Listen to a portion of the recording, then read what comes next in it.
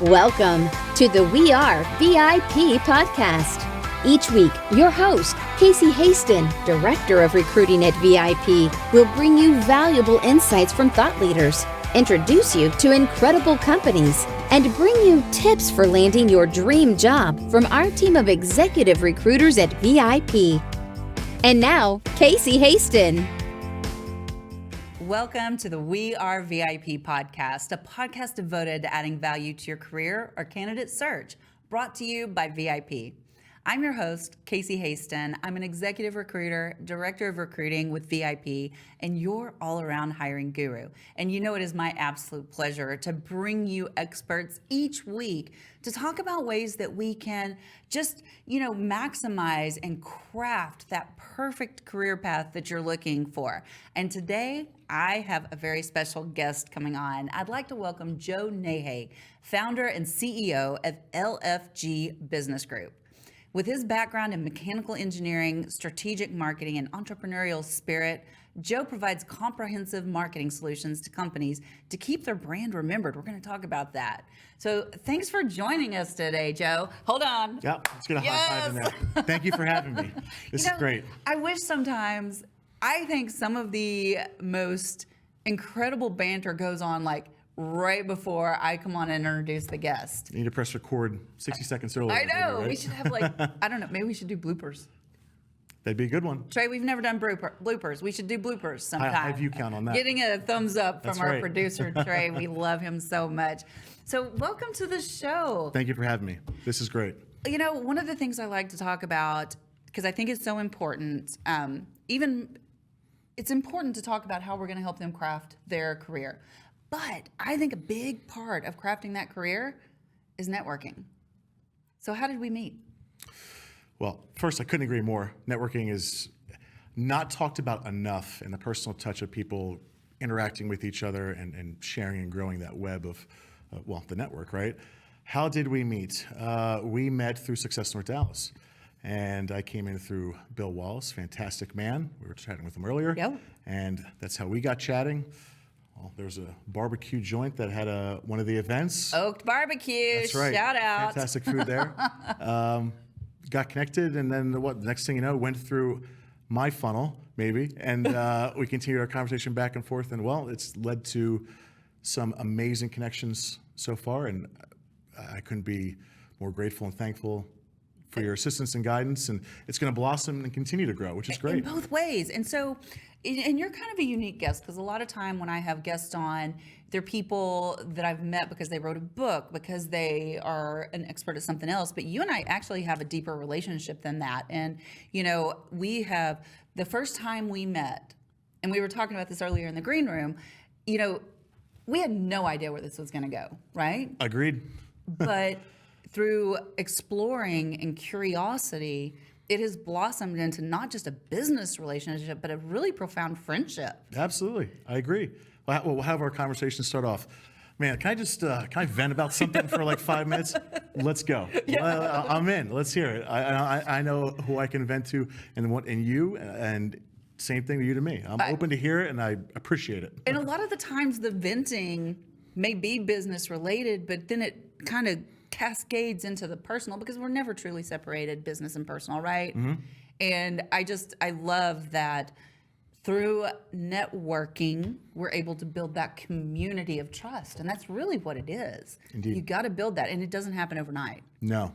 I think so many people think that it can, or if they're trying to grow a business, let me go to a bunch of meetings and just have my fling my swag, cards. have my flair, all the above, right? And no, it truly takes time, right? This is emotional connections we're driving here.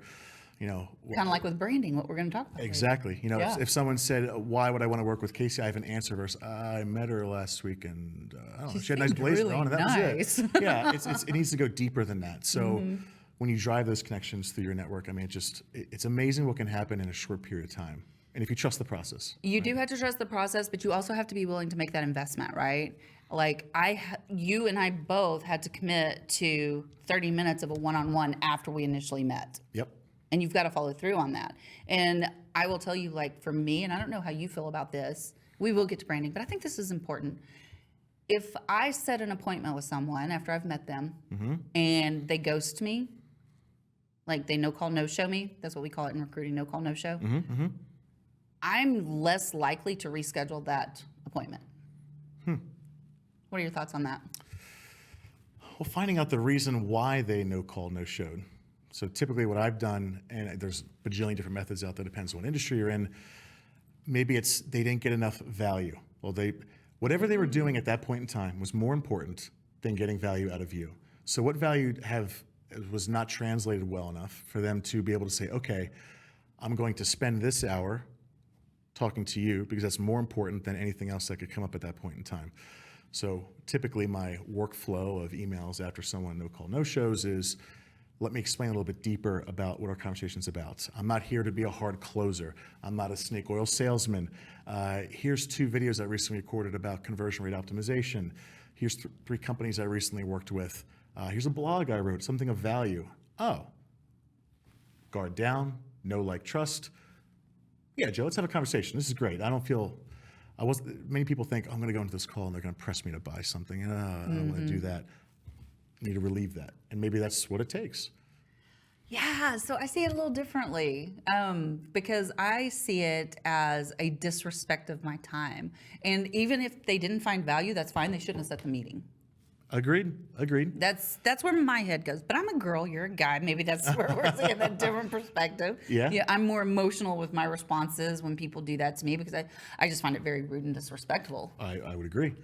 But I think too what was the thing that pulled them away? Many times it's I've had this happen before. Someone ghosted me, no call, no show.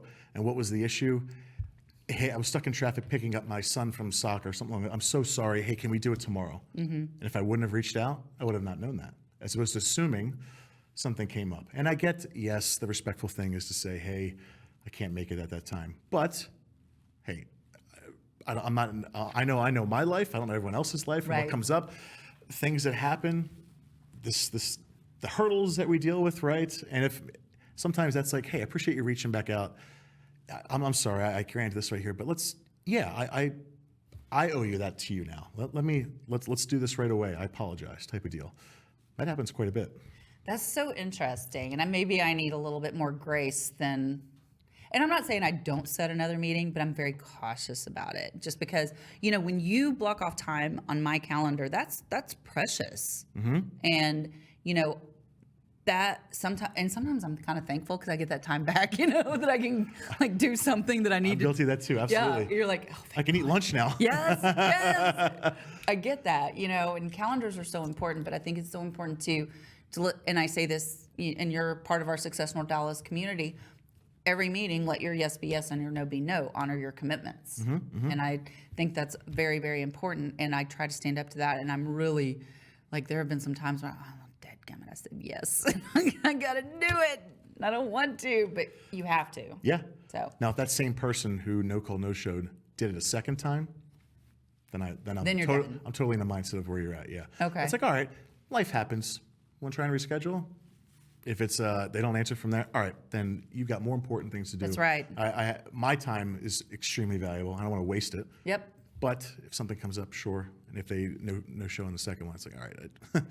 So not respectful of time. And that kind of goes along with branding, what we're going to talk about today, because I think it's so important. One of the things I did about 5 years ago, is I decided to launch a personal brand, even though I am a W-2 employee with VIP.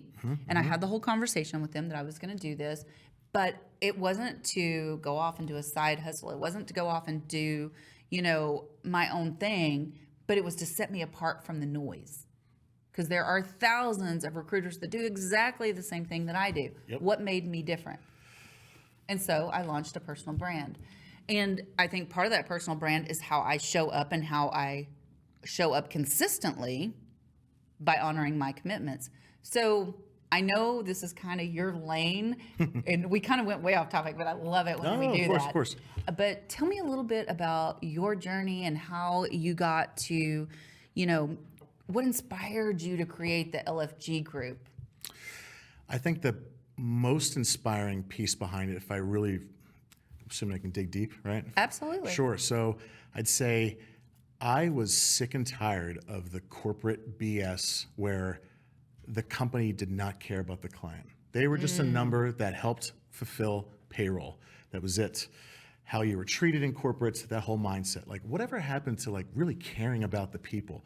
You know, I've been through a number of corporate jobs through my career, and I was like, well, the one thing I want to do with LFG is not only give back, but have like true care and be like, man, I really like working with Joe and his team. Yeah.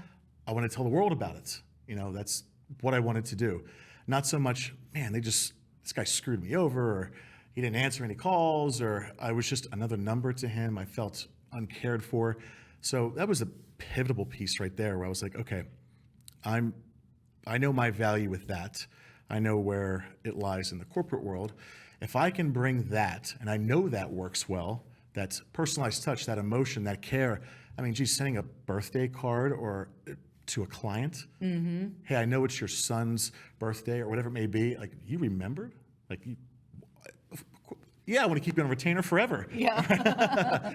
So in the marketing realm too, you know, I was digging deep into what niche, what vertical of marketing do I want to be in? What do I have the most interest in? How can I help the most amount of people? How can I do what I love doing the most day in, day out?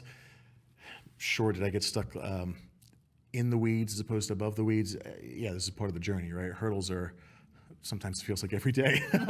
But giving a quality product delivered to the client that speaks the results that I promised them in the beginning is the key piece behind it.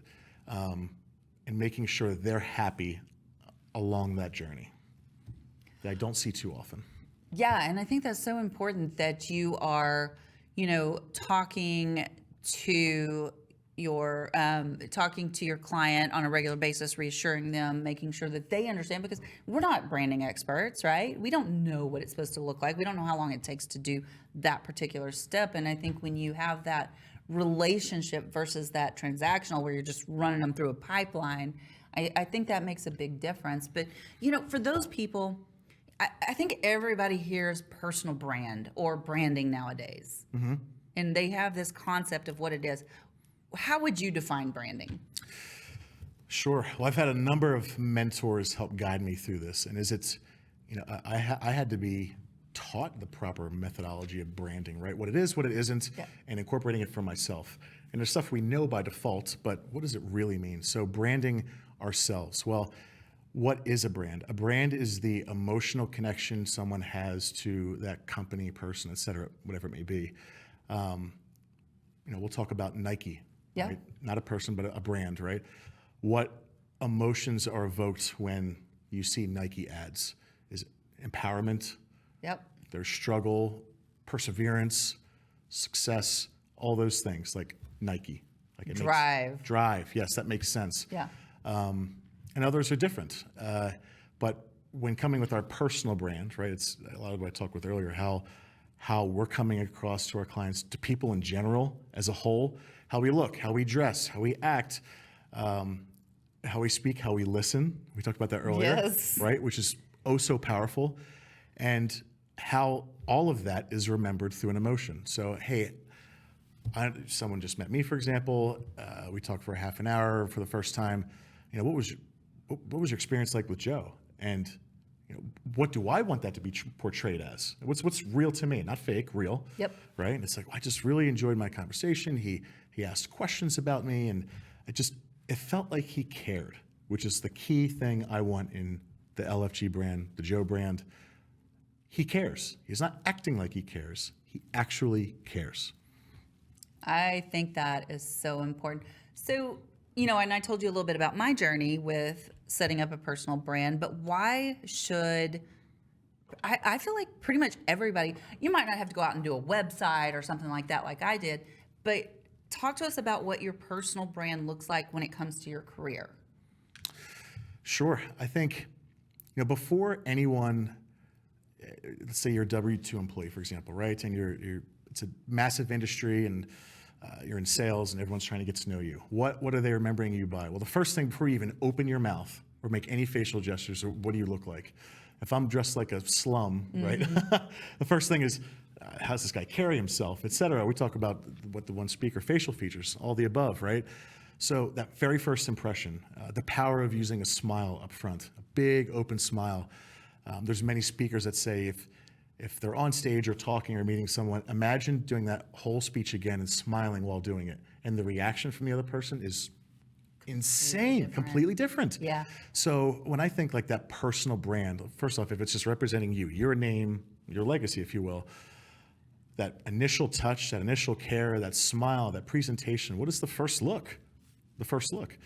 And if that's to anybody or the majority of people go, wow, I'm impressed, or I'm interested to learn more, Right. which is a key one. They start digging deeper, asking questions, and you dive in, enthuse about them. Like that as a whole gets people talking about you, saying, well, I had a great time discussing X with this person right here, and I can't wait to talk to them again. Well, what was it about them?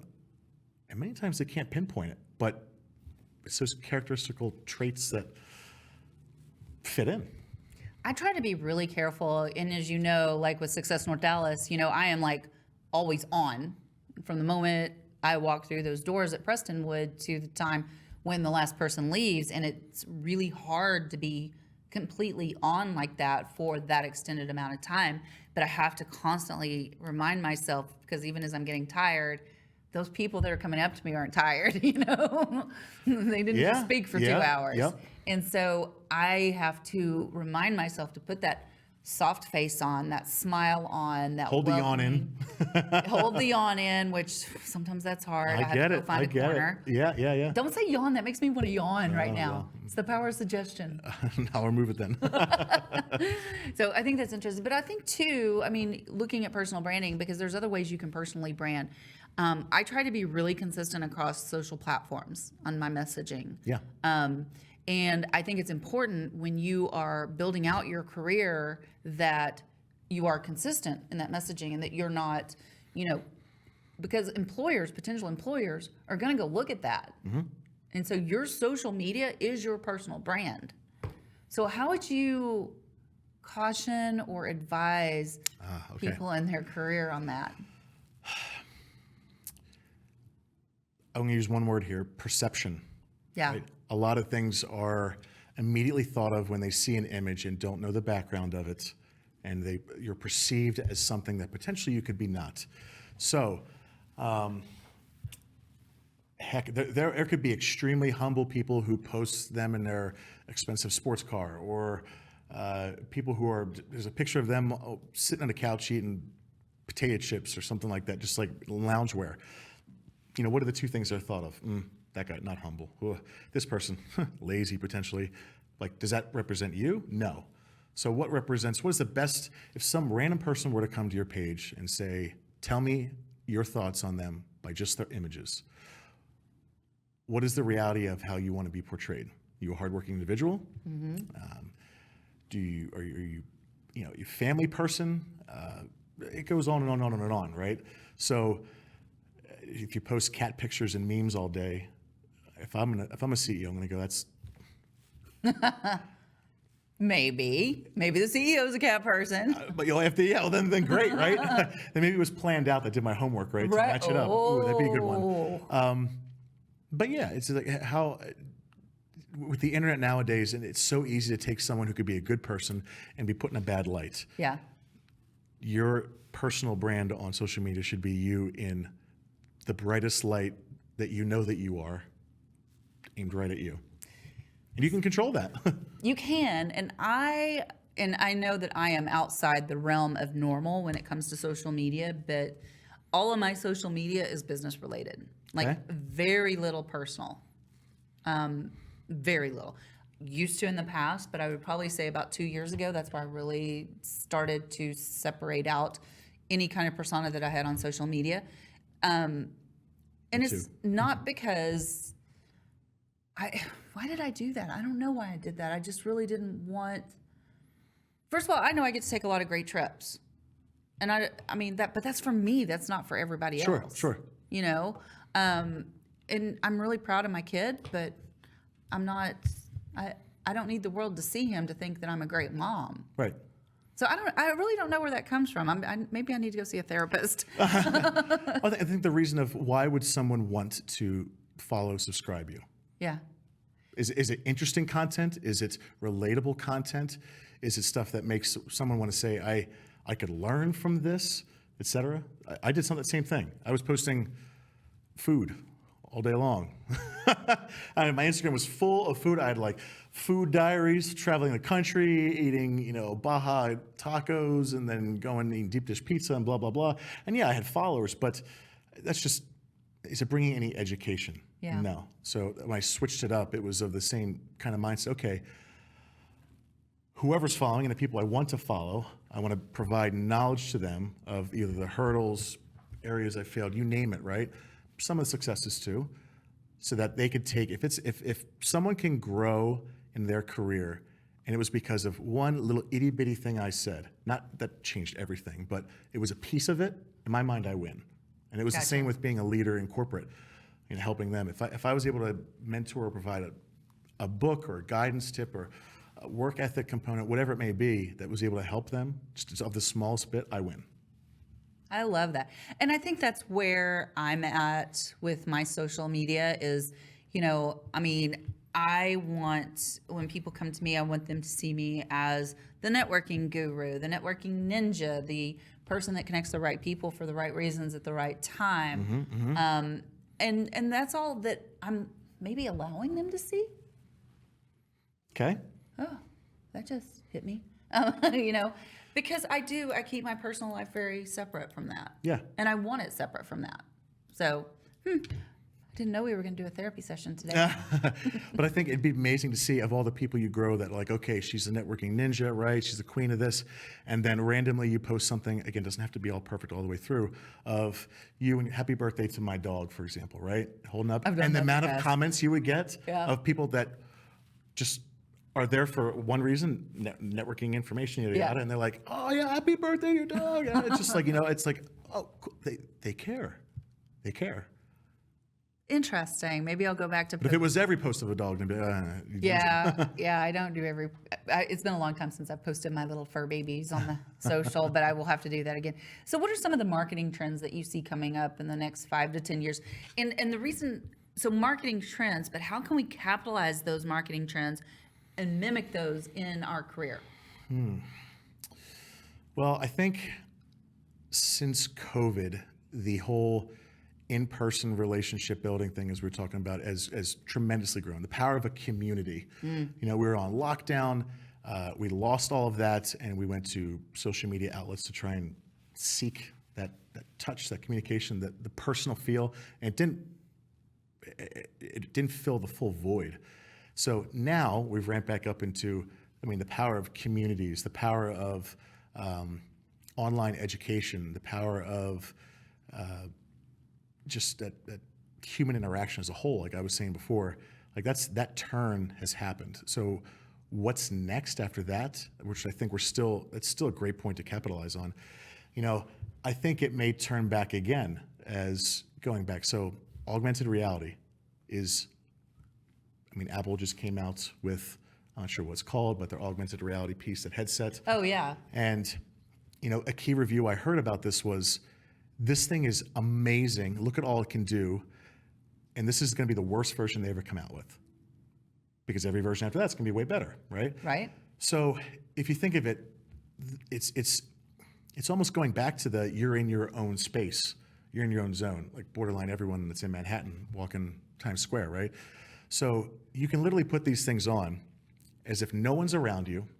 You don't have to shake hands. You don't have to talk to anyone. You're in your own zone. There could be a movie playing. There could be a YouTube video playing. There could be a Slack channel open, a Discord, whatever, right in front of you, and you're in your own zone. So I think we've come out of that COVID, gone back to the community power drive, right? And now with augmented reality, I think it's going to start doing this again, where it's going to put us in our own zone of pulling away from that personal touch a little bit. So mapping out what that looks like. Tech is going to keep evolving, right? Right. Where's tech going to go? How can marketing adapt to that tech and then use psychology to do so to either get you to know, like, trust, purchase, connect, whatever it may be. So like that, those connection pieces may not be the in-person. They may be connecting with other people through augmented reality. It's a wild one, right? Did you see the movie Ready Player One? Sounds familiar. I have not. You need to go Something watch. like that? It's all augmented reality. It's going to come. Yeah. Yeah, Elon talks Matrix. all about this. Matrix. It's real. Yeah. It's coming. I'm not going to say we're going to be like a Terminator, but you never know. Right? You never know. You need to go watch Ready Player One, though. That's definitely On my list. Yeah. On my list. All right. So, what advice would you give to someone who's interested in creating a brand? Like, picture me 5 years ago. I'm like, oh, I got this crazy idea. I'm going to create a personal brand. What advice would you have given to me? Probably the advice that I hate the most, which is don't overthink it. So, with YouTubers out there trying to create a brand, right? They're trying to build something up. It's easy to fall in the trap of being very scripted. I fell in the trap. Like, oh, okay, let me type this up right here. Let me have AI help me a little bit. I'll massage it to my way of doing it. But I'm talking to a camera. Right? What we're doing right now is the opposite of that. This is raw discussions. It's not scripted out. Yes, we have a couple questions here, but I'm coming up with stuff off the top of my head. So are you. And I think when people, especially on TikTok, we see this all day long, when people are just raw in their emotions, it's not scripted, and it is, you can relate one-on-one with how they're feeling. Yeah. True raw emotion. In my opinion, that's the best way to build a brand. I mean, my wife watches these TikTokers who do makeup and hair tutorials, right? And some of them, they got 15 million followers. 15 million. Why? How? Well, they're doing their makeup. They're talking about life. They're not being pretentious. This is just me in my room, and I'm just like everyone else. And you can do the same thing I'm doing in my life, and that's that. And here's how my day went. Blah blah blah. 15 million, and there are people who have more. I may need to get the names of those people. But it's I can see how it's addicting, because it's like I can relate with that person. This isn't scripted. This isn't some guru trying to push something down my throat and sell me. It's like this is real. It's real. You know, in all the conversations I've had with you about marketing, and we've had many because you are actually handling our marketing for Success North Dallas. Yes, thank God. But the one common denominator that I hear you say most often is emotion. And so I think that my takeaway here today is that if you want to build a personal brand, you've got to get connected. You've got to have that emotional connection to get people to buy in. Absolutely. Absolutely. If I can relate it one-on-one to a emotion, that feeling that you get. So let's say motivational speaking is a big one for me. So let's say I hear that from someone, and I've had a bad day, whatever, and listen to it, and you get like the hair stands up, you get tingles. That feeling. How do you get that feeling to have someone ever like, that's a good feeling. Wow, I feel good. That feeling. It's done a number of different ways, but if it's authentic and true to yourself and raw, the more raw, the better. The more it relates, the more you can get that type of emotion. I love that. That is so good. I think that is such great advice to wrap this up on. So I am going to ask you one of our VIP questions. Let's hear it. Are you ready? And I don't have a choice. You don't have a choice. The door's locked, I think. I can't run out. This is my podcast. All right. Let's hear it. Let me think. I think I'm going to do a fun one with a twist. Let's do it. So if you were one of the first colonists to be chosen to go, you knew I was going to do that one? I knew you were going to do it. Chosen to go to Mars. What 3 things or people would you take with you? And once you got there, what marketing technique would you use to encourage others to follow? So 3 others, including myself. Is that right? 3 things or people? 3 things or people. Not 3 of each. And don't try to bundle on me. I'll catch you. I would say an engineer. That's you. Could be. A finance person. And a leader. A finance person? well, if we're going to build something huge, right? It's easy. It is so easy, especially with engineers, to be like, I got this crazy, wild, pie in the sky idea. Oh, great! It's going to cost. How much does it cost? Oh, I don't know. It's just going to happen. And the finance guy goes, yeah, this is going to be like $1 bajillion. Like a bank account doesn't even have that much, right? So this measures, okay, maybe like an operations type deal, finance, further out strategy, mindset to keep the two aligned, and then someone that could manage those two together so it doesn't turn into a disaster type of deal. And I think you could probably build something really cool for the colony with that. So pretty sweet. What is the marketing technique you would use to encourage others to follow you?